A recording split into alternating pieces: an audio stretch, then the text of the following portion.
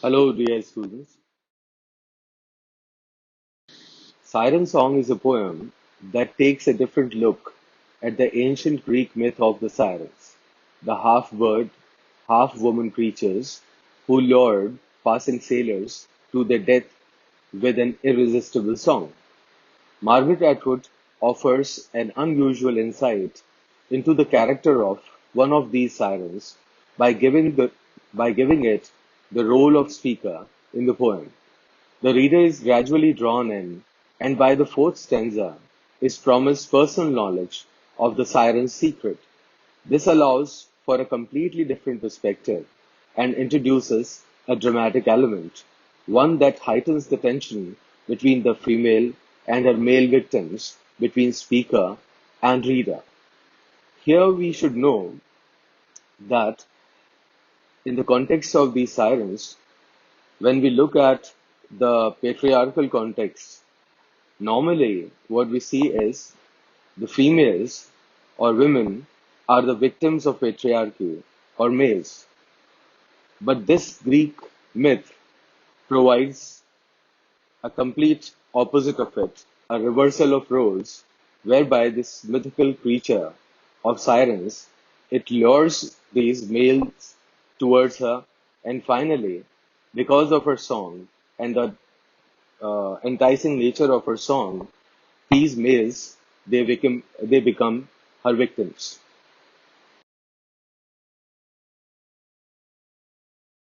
So Margaret Atwood is best known for her novel writing. Her poetry is held in high esteem by many. Her subject matter, the social role of women, modern relationship dynamics, and humanity in all its messy splendor, is dealt with an intelligent and questioning manner. Siren Song appeared in a book, You Are Happy, in 1974 and remains as fresh reminder of the ongoing issues women face in a world that has so far been dominated by the actions and words of men. This poem is in a sense a counterbalance to the prevailing power base of the male. It portrays men as basically stupid and helpless, victims of their own lustful curiosity, as the siren song draws them onto the fateful rocks where they crash and perish or unable to leave, starve to death. Here also, you might think that is that uh, Atwood has some kind of vindictive agenda at hand. But if you look at it more closely, more than any kind of vindictive agenda or animosity, the prime word seems to be a sort of counterbalance. Now, as far as victimization of women is concerned, the first thing that stands out is men's sexual exploitation of women and subjugating them in such a manner that they serve as a tool for their own pleasure. So when this myth comes out of the sirens, where the sirens sing and the men that are drawn towards the song, and ultimately they crash into the rocks and die, it is a kind of symbolic presentation of how men, by their own lust, by their own desires, and by primarily by their desire to possess women in every possible way, are drawn towards them and are drawn towards that lustful kind of desire blindly.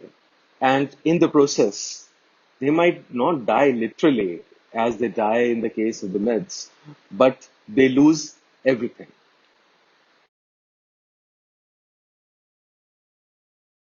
Classical sirens, Parthenope, Ligia, and Lecusia.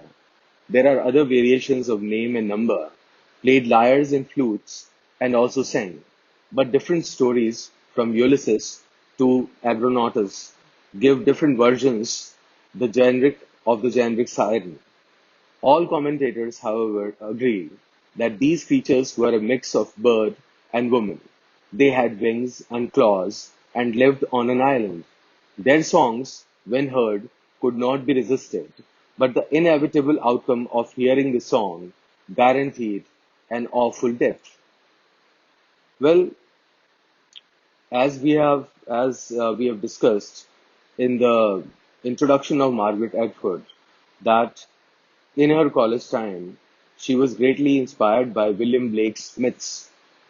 And we must know that myths are a very, very rich source for literature.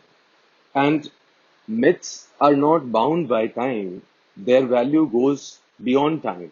They're not temporal.